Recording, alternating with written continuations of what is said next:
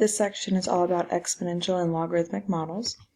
Our first example is looking at estimates of the world population in millions from 1992 to 2000.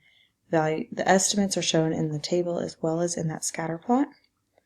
Then there's an exponential growth model that approximates this data, and that's that equation where p equals 5,303 times e to the 0.013838 times t, given that t is between 2 and 10, because that would take me from 1992 through 2000. Again, p is the population in millions, and when t equals 2, that does represent the year 1992. Compare the values given by the model with the estimates given by the U.S. Bureau of the Census. So to determine the population in 1992, you'll use that model, the p equals, and use that t equals 2. So you'll plug it in just like this. When you plug that in, you get about 5,452. So we could say that we would assume or estimate that in 1992, not that there'd be 5,452 people, but that's in millions, so 5,452,000,000. Continue doing this for 1993 through 2000. It will probably be helpful if you make a table like this to fill in your data. Go ahead and pause this video so that you can do that.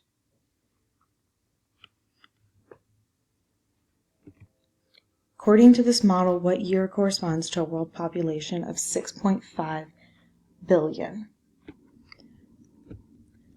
So to find when the population will be 6.5 billion, you'll have to let p for population equals 6,500, because again, that is in millions, so that would represent 6,500,000,000. Put in the model and solve for t. So I plug it in like this. Very first thing I want to do is divide that 5,003 over to the other side, which gives me about 1.2257. Then, since I'm now solving an exponential, I need to put it in logarithmic form. So that would be natural log, since it's got a base of e. Natural log of 1.2257 is approximately, and then I can pull that exponent down, and to solve for t there, I just divide both sides by that 0.013838.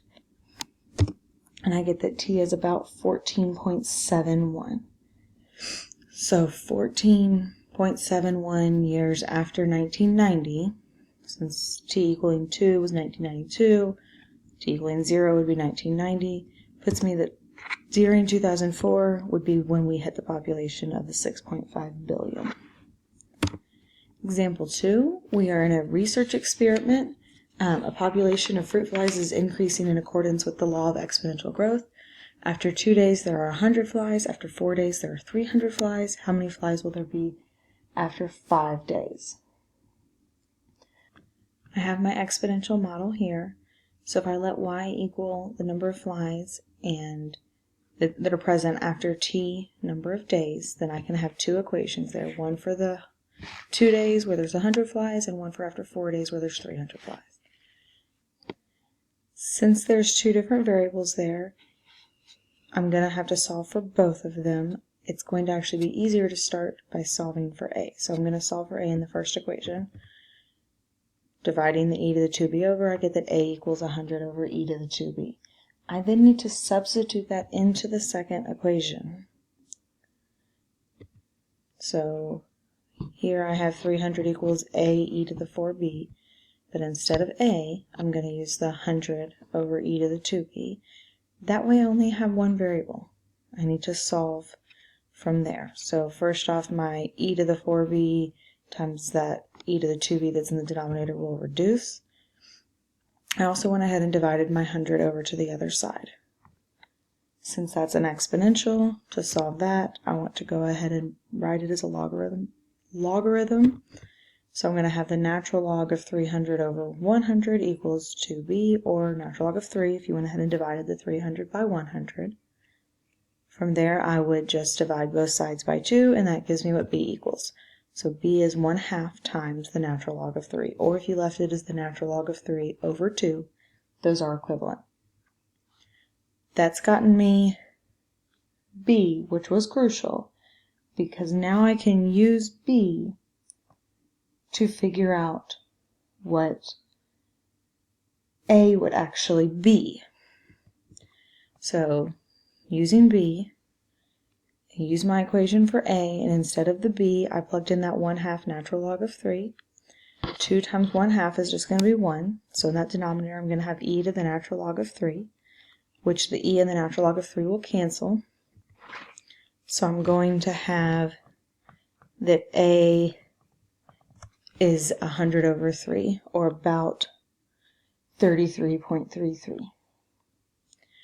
A lot of work just to figure out my exponential growth model. So A was 3.33, e to that 0.5493 was just the half natural log of 3. I went ahead and put a decimal in there because that's a little bit easier for the equation. I can use this to determine how many flies there will be after 5 days. So you have your equation, plug in 5 for t, and you should get 520 flies, approximately. Example 3. On a college campus of 5,000 students, one student returns from vacation with a contagious flu virus. The spread of the flu virus is modeled by this function for y. Assuming t is greater than 0, y is the total number infected after t days. The college will cancel classes when 40% or more of the students are ill. So I want to know how many students are infected after 5 days. That is pretty straightforward. Since t represents my number of days, I can just plug 5 into the equation where t is. I'm typing that into my calculator. I get about 54 students. So that's first. The second part I do ask for is when the college will have to cancel classes, assuming the model holds true. So since classes are canceled when 40% or more of students are ill, 40% of the original 5,000 would be 2,000. So if 2,000 students are ill, that means that they're going to have to cancel class. So I want to use my equation from earlier and plug 2,000 in for y. And then I can solve that for t. So the first thing I would do is multiply that 1 plus 4,999 times e to the negative 0.8t over, but instead of actually multiplying all of it by 2,000, I'm going to go ahead and pull the 2,000 over, so I'm not about distributing or anything like that. So I divide it over. 5,000 over 2,000 is 2.5. Subtracting 1 from both sides is going to give me 1.5, and then you would go ahead and divide by 4,999 to get your exponential by itself. Since the exponential is by itself or isolated, you can put it in logarithmic form. It's a base of e, so you're going to be using the natural log. So I'm going to have the natural log of 1.5 over 4,999 is negative 0.8t. I would divide both sides by that negative 0.8. So exactly, it's negative 1 over 0.8 times the natural log of 1.5 of 4,999. But that's almost a useless answer in this actual real-life situation.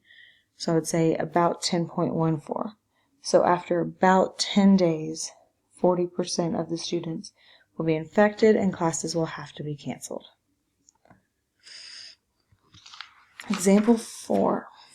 On the Richter scale, the magnitude R of an earthquake of intensity I is R equals log of I over I sub O, where I sub O is equal to 1 is the minimum intensity used for comparison.